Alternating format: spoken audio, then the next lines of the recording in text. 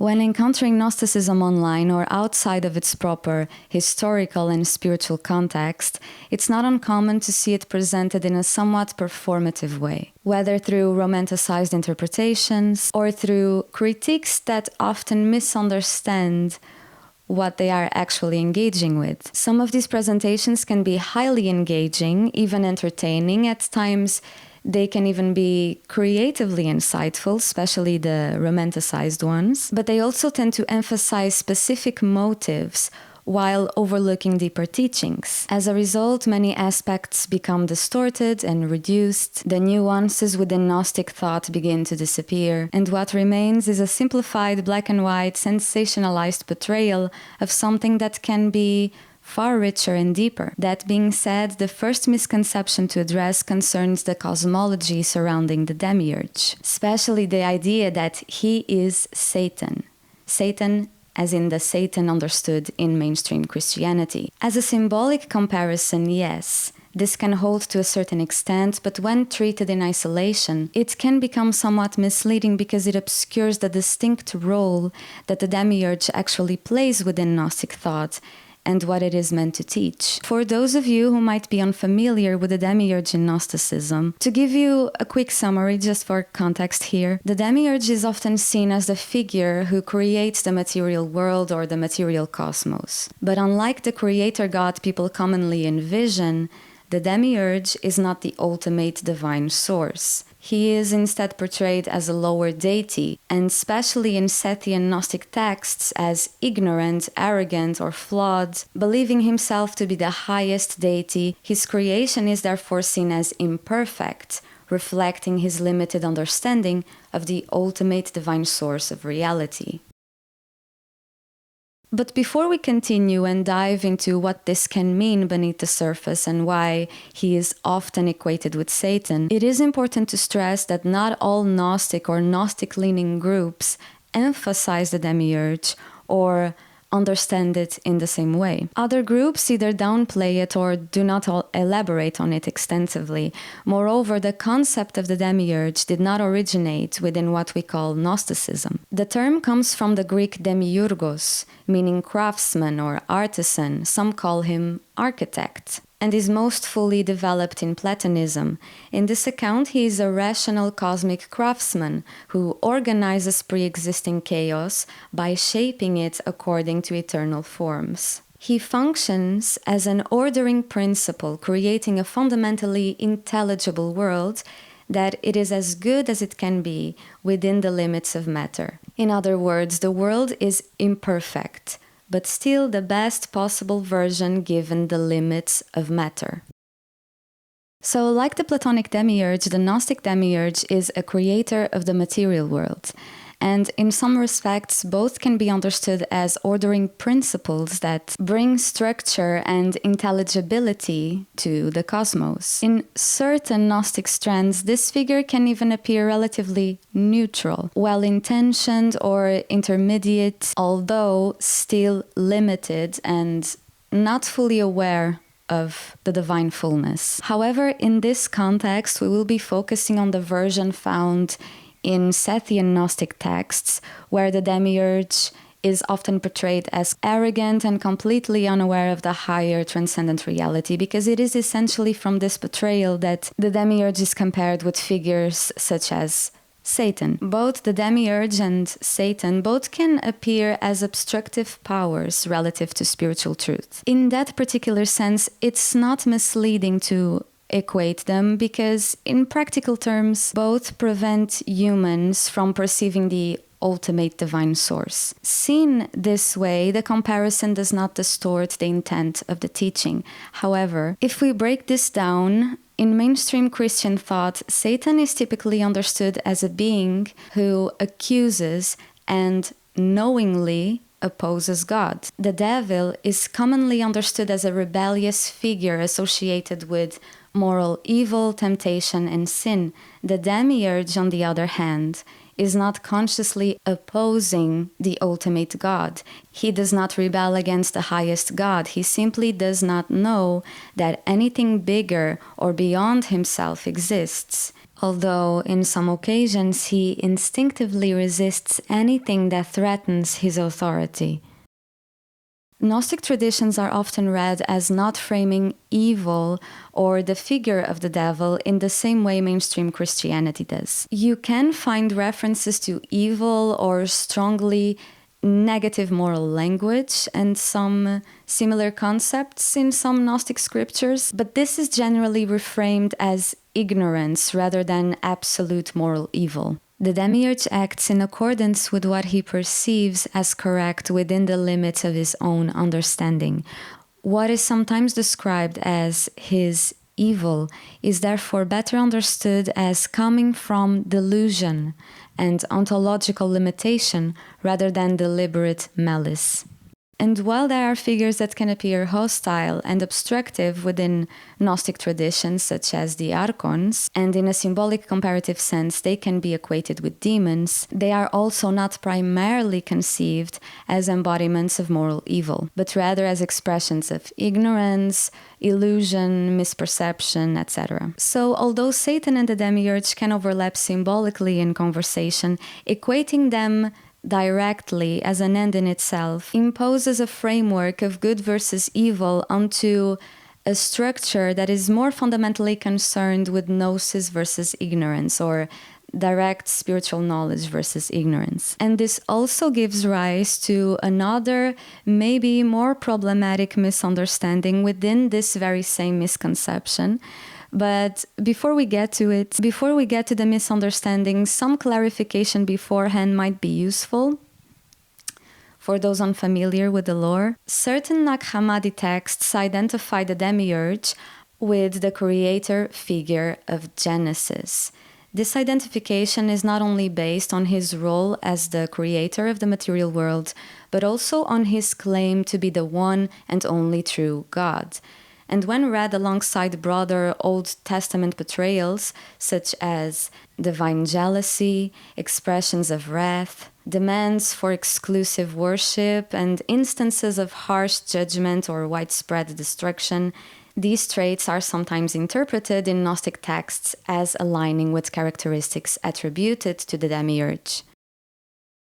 That being said, the problematic misunderstanding I want to get to is that since some people equate the demiurge with the devil, they go a step further and conclude that the God of the Old Testament is actually the very same Satan described in mainstream Christianity, suggesting that Christians unknowingly are worshipping the devil. However, again, the demiurge is not the same as Satan. Therefore, in most Gnostic interpretations, the God of the Old Testament is not simply equated with Satan in a literal sense. So when certain Gnostic scriptures identify the God of Genesis with the demiurge, this should not be understood as a simple satanization of the Christian God. But even when people stop short of making that claim, the mere idea that the God of the Old Testament might be identified with the demiurge is still used to attack or diminish Christians, portraying Christians as unknowingly worshipping a false and lesser deity. And yes, this can be a very satisfying or particularly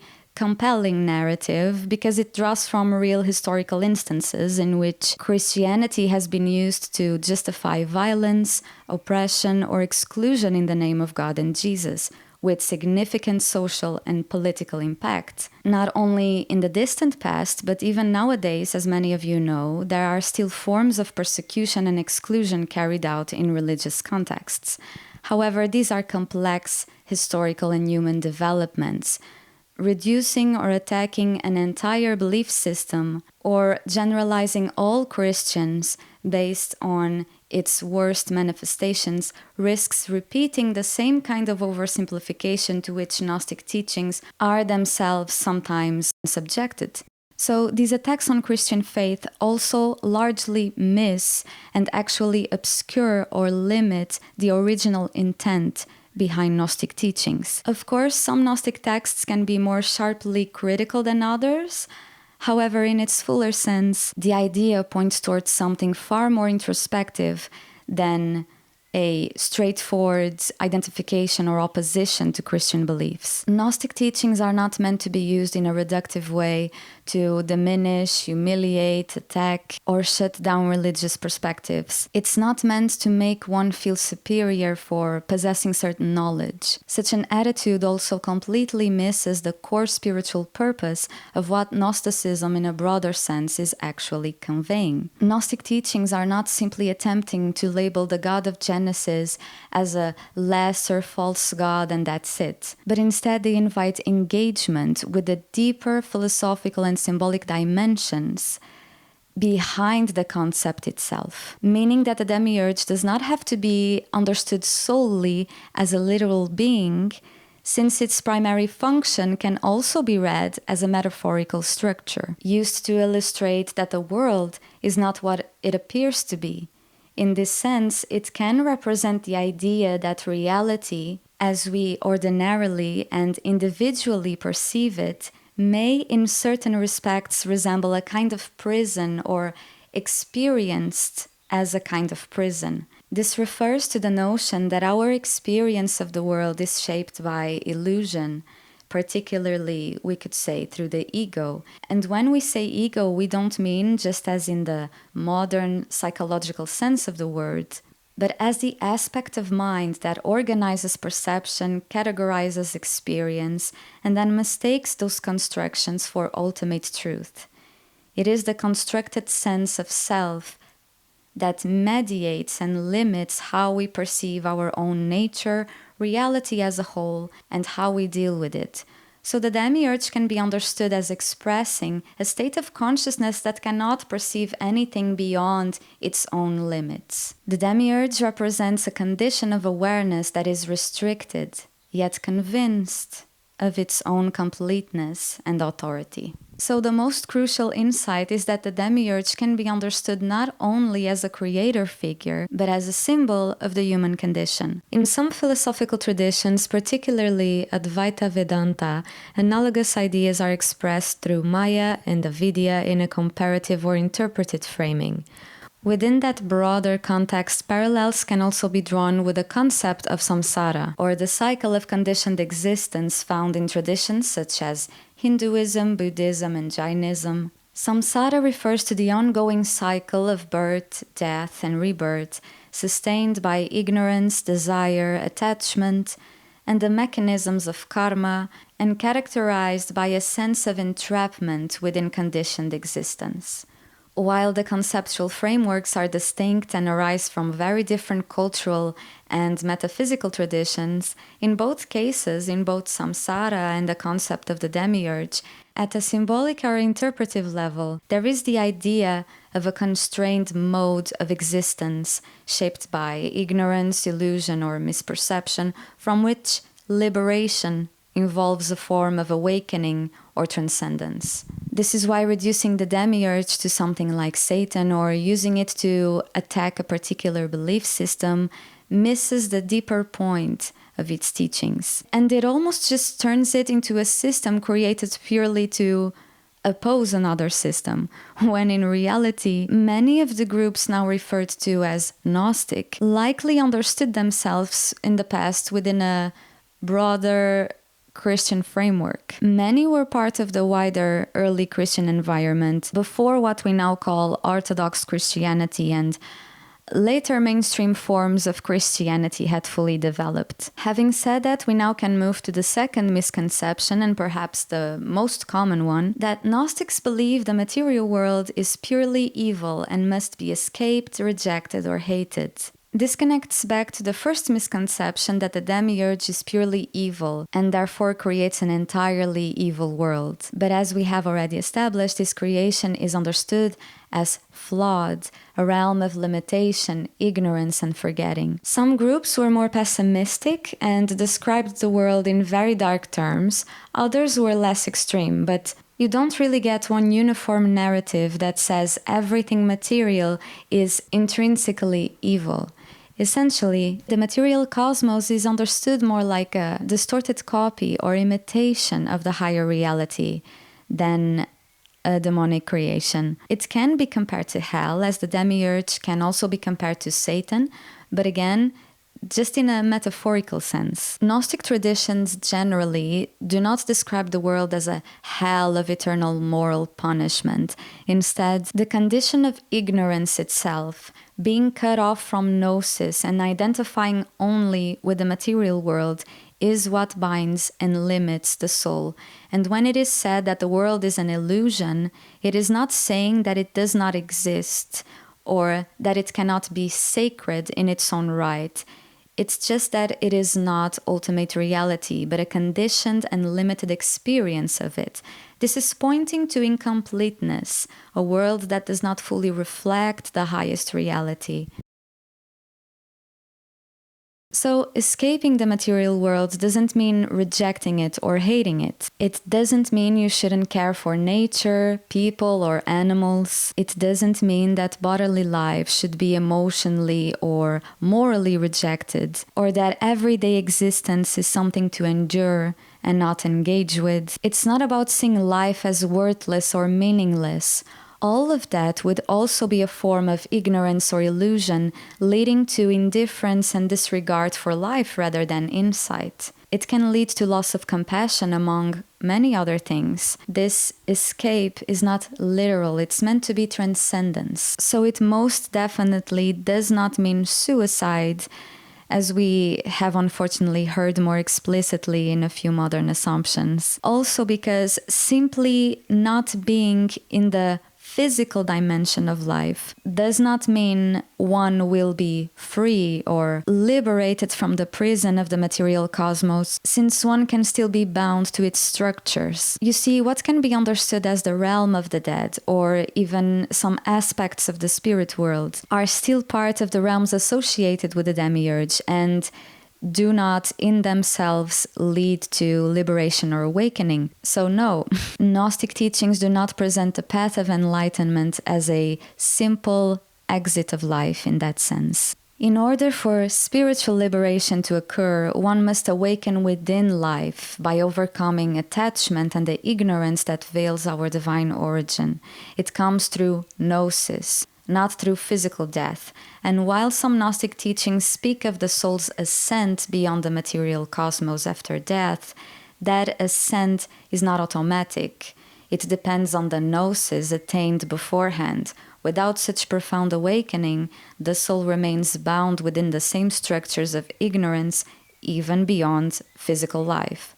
Although Gnosis transcends worldly experience and does not arise directly from it, awakening still happens within embodied experience, not outside of it. The core issue in Gnostic thought is not the body itself or emotions, but identification. The problem is not that the body exists, it's identifying entirely with the material level of existence and forgetting one's spiritual origin. And this spiritual origin points to the divine spark. Within Gnosticism, the idea of the divine spark often appears as a hidden element of divine origin inside human beings.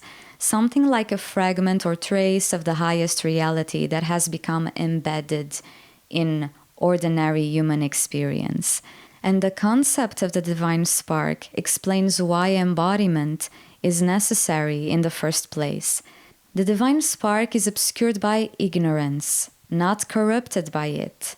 It remains inherently incorruptible, but is simply veiled by layers of ego or the constructed self. The task then is to gradually remove these layers, allowing what is already present to be revealed. And so the body, which provides lived experience, becomes the stage where this unfolding, where this unveiling can happen, where the recognition of the divine spark happens. Without sensation, perception, limitation, engagement, connection, and lived experience, there would be no contrast, no questioning, and no awakening. All of that is what makes awakening meaningful. It is precisely because we are embedded in a limited form of existence that the possibility of recognizing something beyond it arises at all. It is the instrument through which Gnosis becomes possible. It is the condition in which the spark can become aware of itself. The key is not to despise embodiment, but to not remain confined by it. It starts by shifting how you relate to it. As a way to reduce attachment to the physical realm, some groups practiced asceticism, like fasting, celibacy, or withdrawal from certain pleasures. But not all Gnostics or Gnostic-leaning groups treated the body in the same way. Others were more moderate, sometimes engaging in ascetic practices now and then, while in some cases even warning that extreme forms of asceticism could become another form of attachment. But these practices can also take other forms, such as contemplative reflection, direct practices of inner vigilance, and gradual dissolution of egoic patterns and manifestations, alongside inner ethical cultivation. Because the emphasis ultimately is loosening the grip of ignorance, identification, and attachment. But speaking of ethical cultivation, this leads us to the next misconception, which is that Gnostics rejected ethics or morality.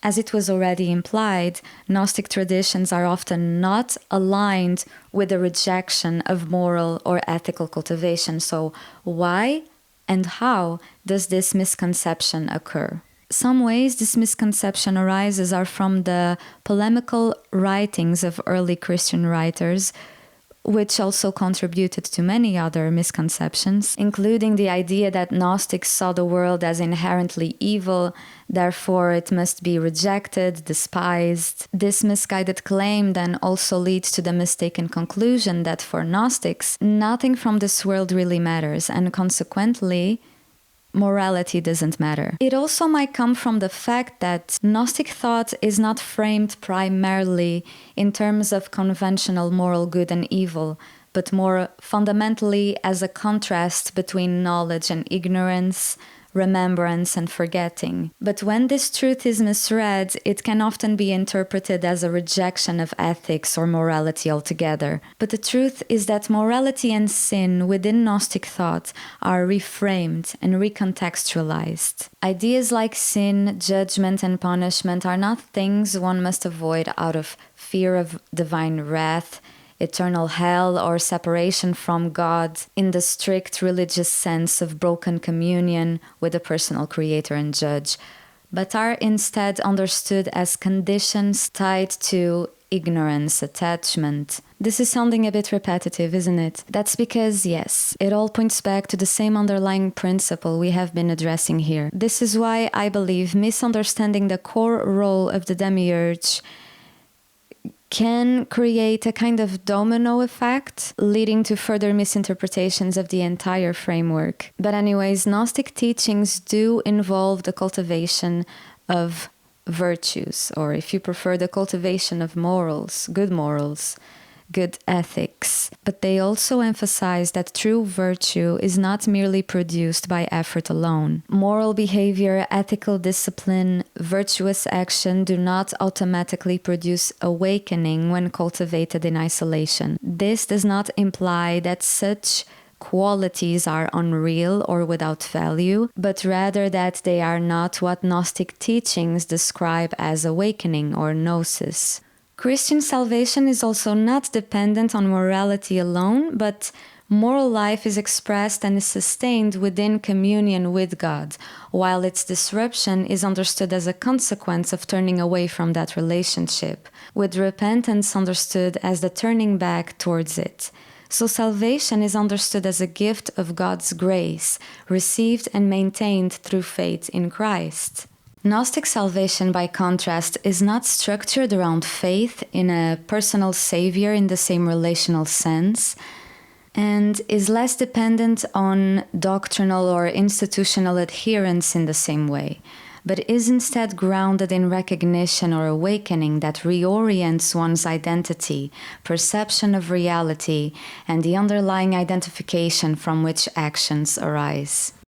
Because you see, a person may act morally, cultivate discipline, and live according to high ethical standards, and yet, again from a Gnostic perspective, can still remain within the same fundamental level of awareness. A person may continue to identify entirely with their thoughts, roles, and personal identity, taking them to be the whole of who or what they are, and therefore still experience reality through a limited and conditioned perspective, even if their character, beliefs, and inner life have significantly improved. But if there is gradual awakening, clarity, and recognition of the deeper dimension of existence, behavior begins to change as a direct consequence of that insight. However, ethical transformation is also only one expression of that recognition. Another more practical way to put this is that, in more contemporary terms, the focus is placed on addressing and dissolving the root of unethical behavior itself. What gives rise to it in the first place? Why do certain patterns of thought and action emerge? From where do they arise? In this view, what is often experienced as a single unified self can be understood as composed of many I's, each with their own impulses, desires, and perceptions, often acting from confusion or ignorance. This is not intended in a purely psychological or therapeutic sense, but as a spiritual and ontological reorientation of how the self and reality are understood. In this sense, Gnostic ethics can be understood as being less about external regulation and more about dissolving these fragmented states of being, the inner sources of illusion from which such patterns arise. The focus is not primarily on self-betterment or self-development, but on unveiling the divine spark, which, being inherently incorruptible, is not something that requires improvement, only the removal of what conceals it. We will explore this more in depth in future videos, but for now, let's go ahead and talk about the last misconception. The last misconception we are going to address today is the idea that Gnosticism rejects all forms of God, that it is anti-God and atheistic. In relation to the claim that Gnosticism is atheistic, this is not accurate in the usual sense of the word, because Gnosticism is fundamentally spiritual and metaphysical. And when it comes to the Gnosticism rejects all forms of God statement, in a broader sense, it is also not true, but it does require some nuance. So before we get to it, let's put it this way. At the highest level, Gnostic systems affirm a supreme transcendent source, often referred to as the monad.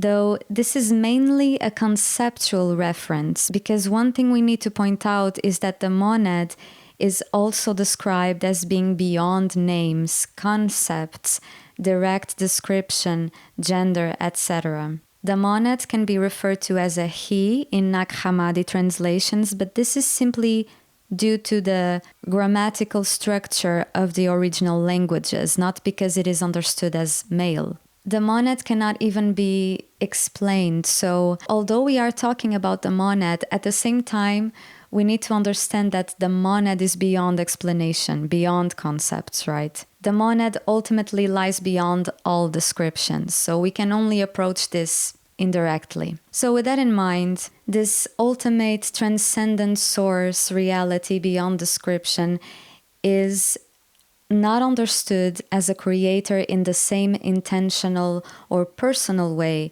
as a monotheistic God. And while some Gnostic texts use language of praise or reverence, this is not worship in the usual relational sense. Instead, the monad is not approached through prayer or worldly petition, but through Gnosis, through direct recognition rather than communication. Also, from the monad, many Gnostic systems describe a series of emanations known as ions or eons, which are described as divine attributes or expressions of the fullness of the monad. But it is because of this idea of the monad that some assume that within Gnosticism, affirming such a source automatically means rejecting the existence and value of all other gods. However, this is not necessarily the case. Some may take a more exclusive or harsher stance, yes, but this is not the truth of all who walk a Gnostic path. Others accommodate a layered understanding of divinity where different levels of divine, semi-divine, or even spirit beings exist and have their valued role in the cosmos without negating the existence of the transcendence highest reality beyond realities. Both can be true at the same time. In some interpretations, what we often call archonic powers or archons are extensions or expressions of the demiurge, functioning within the same limited level of reality. But this is also where the overlap tends to occur, and gods of traditional religions, planetary deities, and cosmic rulers can sometimes be interpreted as archonic forces, especially when these gods are originally associated with control, limitations, ignorance, or maliciousness, etc. But at the same time, this is not only exclusive to the more darker gods or dark aspects of gods. However, this does not always imply a strict identification. And these gods do not have to be reduced to mere puppets of the demiurge or sharing the same ontological category of archons themselves. The point here is that the gods are not the ultimate source. The monad, since it is described as beyond forms, since it is beyond names, beyond gender, beyond concepts, it will always be beyond anything that was given a form. So when Gnostics appear to reject certain gods, they are not rejecting divinity itself, but rather rejecting the identification of those cosmic powers with the highest reality. In this view, everything that exists within the structure of the cosmos is understood as being at a lower level of expression. Not lower as in necessarily evil, worthless, or meaningless, lower in terms of proximity to the ultimate source and degree of limitation within form and structure. We can see the spiritual world as a layered reality in which different levels of divine expression exist, some closer to the divine fullness than others. So the presence of divine or semi-divine beings don't have to be rejected because they can be understood as symbolic or archetypal expressions of forces within the cosmos and psyche. Engaging with such figures is not necessarily contradictory to a Gnostic path, not in the sense of worship, but when they are used as forms that can still carry meaning, function, and insight. They can even be seen as part of the framework in which realization becomes possible at all. They can serve as points of orientation within the experienced world, helping the seeker understand different dimensions of existence, because they participate in maintaining structure, order, cycles, and intelligible patterns within the cosmos, each with their own domain and function. Of course, in a Gnostic sense, many of these expressions remain within the domain of the conditioned world, and therefore must ultimately be transcended for Gnosis to be fully realized. But they can still be important and necessary for the ordering of the world. Because otherwise, a rigid way of framing things tends to reduce a wide range of traditions into simplified and overly rational categories, trying to fit them into a Gnostic cosmological narrative as if they must all correspond to specific roles within it. In doing so, in giving so much importance in categorizing everything, can also overlook the broader intention within Gnostic traditions, which is to point beyond fixed interpretations towards direct insight and understanding. Different Gnostic groups and texts did not always share the same cosmology or symbolic structure. There was never one fixed mythological or cosmological model that all Gnostic or Gnostic-leaning traditions followed in exactly the same way. So, in this sense, myth itself, including a Gnostic cosmology, should remain a tool for pointing beyond itself. A myth can be meaningful without becoming an end in itself. A myth is not Gnosis. A book is not Gnosis. A myth is important because it can orient understanding, give symbolic language to what cannot be directly expressed, and guide attention toward insight. But it must not be mistaken for the insight itself. Because again, at its core, at its spiritual core, Gnosticism is not best understood as primarily defined by opposition to other beliefs. Its emphasis is less on what it seems to reject externally and more on what it seeks to reveal internally. And with that, we come to an end for now. I hope you stay safe, you stay healthy, have a great day, evening or night, and until we meet again, bye.